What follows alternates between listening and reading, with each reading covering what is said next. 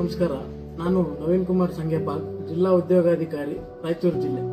ಈಗಾಗಲೇ ತಮಗೆಲ್ಲ ಗೊತ್ತಿರೋ ಹಾಗೆ ನಾವು ಜಿಲ್ಲೆಯಲ್ಲಿ ರಾಯಚೂರು ಉತ್ಸವ 5, 6, 7ನೇ ತಾರೀಕಿನಂದು ಉತ್ಸವವನ್ನು ಆಚರಿಸ್ತಿದ್ದೀವಿ.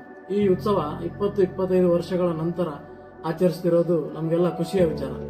ಈ ಉತ್ಸವದ ಅಂಗವಾಗಿ 6ನೇ ತಾರೀಕಿನಂದು ಜಿಲ್ಲೆಯಲ್ಲಿ ಉದ್ಯೋಗ ಮೇಳ, ಈ ಕೃಷಿ ವಿಶ್ವವಿದ್ಯಾಲಯದಲ್ಲಿ ಉದ್ಯೋಗ ಮೇಳವನ್ನು ಹಮ್ಮಿಕೊಳ್ಳಲಾಗಿದ್ದು, ಇದರಲ್ಲಿ ರಾಯಚೂರು ಜಿಲ್ಲೆ ಯುವ ನಿಧಿ ಯೋಜನೆಯಲ್ಲಿ 4ನೇ ಸ್ಥಾನದಲ್ಲಿದೆ.